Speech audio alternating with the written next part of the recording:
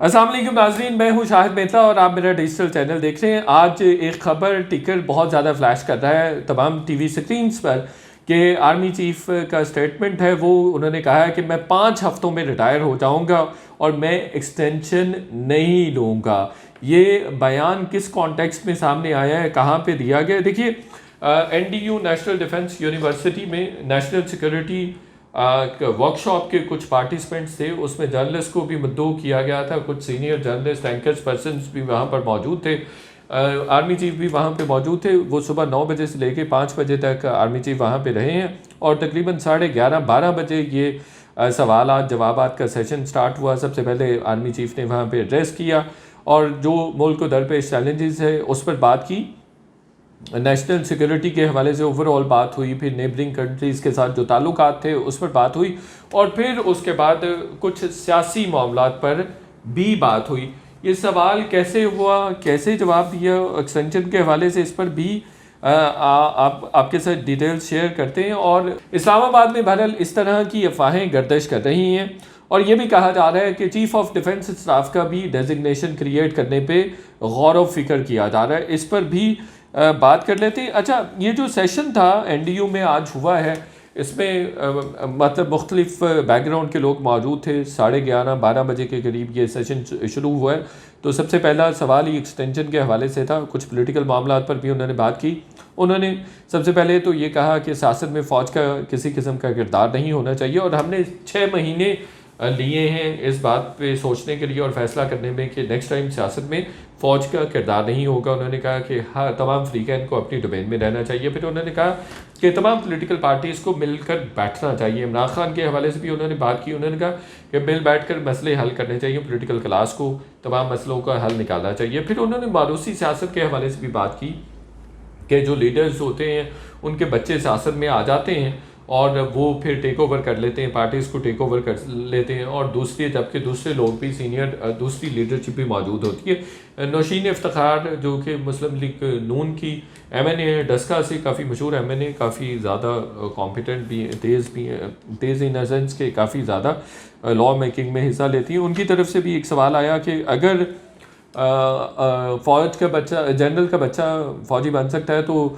हम भी सेक्रीफाइसेस करते हैं, तो वो हम क्यों नहीं पॉलिटिशियंस बन सकते, या पॉलिटिशियंस के बच्चे पॉलिटिशियन क्यों नहीं बन सकते? तो उन्होंने कहा कि उनको थ्रू प्रोसेस आना चाहिए। ये भी उन्होंने बात की। अच्छा, बड़ी इंटरेस्टिंग उन्होंने ये भी बात की कि नाअहली अगर हो जाती है, उनसे फिर सवाल किया गया था इमरान खान के हवाले से कि नाअहली हो जाती है तो फिर क्या होगा? तो उन्होंने कहा फिर अगर नाअहली हो गई तो ये कहा जाएगा कि नून लीग के साथ डील हो गई है, इस्टेब्लिशमेंट की हमारी नून लीग के साथ डील हो गई है। और अगर नाअहली नहीं होती तो फिर कहा जाएगा कि इमरान खान के साथ मुज़ाकरात कामयाब हो गए और नाअहली इसलिए नहीं हुई है। फिर भी दोनों सूरतों में मुर्द इल्ज़ाम हमें ही ठहराया जाएगा।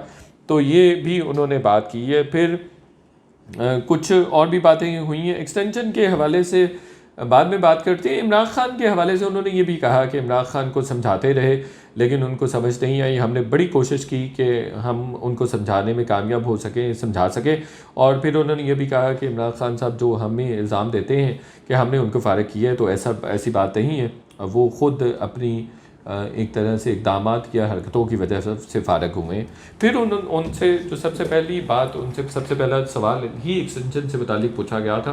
तो उन्होंने कहा मैंने 44 साल सर्व कर लिया है फ़ौज को और अब मैं अगले 5 हफ्ते में रिटायर हो जाऊंगा। तो उनसे फिर पूछा गया कि अगर आपको एक्सटेंशन देने के लिए कहा जाए, गवर्नमेंट कहे, हुकूमत कहे, शहबाज शरीफ कहें, दूसरे फ़रीक़ैन कहें कि आप एक्सटेंशन ले लें, तो फिर आप क्या करेंगे? तो उन्होंने कहा नहीं, मैं अपना फ़ैसला कर चुका हूँ, मैं अपना फ़ैसला दे भी चुका हूँ, तो अब मैं रिटायर होना चाहता हूँ। तो कैटेगोरिकली उन्होंने डिनाई कर दिया है कि मैं एक्सटेंशन नहीं ले रहा। इससे पहले अमेरिका से भी खबरें आ रही थी लेकिन उसकी ऐसा बड़े किसी भी पाकिस्तानी मीडिया में उसकी वेरिफिकेशन नहीं हो सकी थी। लेकिन एटलीस्ट ये जो इंटरेक्शन था इसमें पार्लियामेंटेरियंस भी थे, नून लीग के भी पार्लियामेंटेरियंस थे, पीपल्स पार्टी के भी थे, इसमें जर्नलिस्ट भी मौजूद थे और भी बहुत सारे लोग मौजूद होते हैं। National security workshop actually different walks of life के लोगों को जमा किया जाता है और उनकी NDU में डिफरेंट प्रोग्राम्स के हवाले से ट्रेनिंग वगैरह एक तरह से करवाई जाती है। तो उन्होंने कैटेगोरिकली कह दिया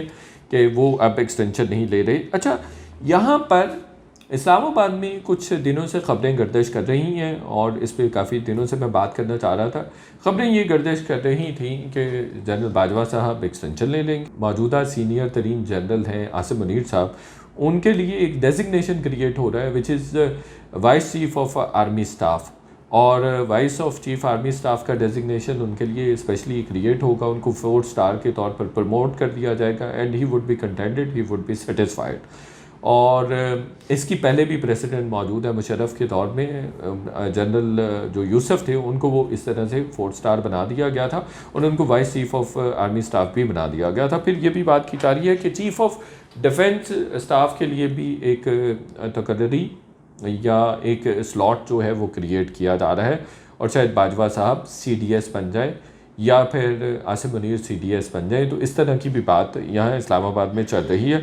बहरहाल तोसी के हवाले से तो उन्होंने डिनाई कर दिया और ये दोनों डेजिग्नेशन जो है इस्लामाबाद में जो पार सर्कल्स हैं या जो एक तरह से डिस्कशंस के हब समझे जाते हैं, वहाँ पर तो ये एक्सटेंशन से रिलेट करके बात की जा रही थी कि बाजवा साहब एक्सटेंशन ले लेंगे, आसिम मुनीर साहब को या तो वो CDS बना देंगे या वी कोस बना देंगे। वी कोस मतलब vice chief of army staff बना देंगे। तो इस तरह की ख़बरें गर्दिश कर रही थी। बहरहाल आज उन्होंने डिनाई कर दिया है। तो ये हमारे पास कुछ 1-2 चीज़ें एक्सक्लूसिव थी जो हम आपके सामने रखना चाह रहे थे, शेयर करना चाह रहे थे। अगर ये वीडियो लॉग आपको पसंद आया है, लाइक भी कीजिए, दोस्तों के साथ शेयर भी कीजिए और चैनल को सब्सक्राइब करना मत भूलिए। चैनल को सब्सक्राइब करना बहुत ज़्यादा ज़रूरी है ताकि एप्रिसिएशन का सिलसिला जारी रहे। Thank you.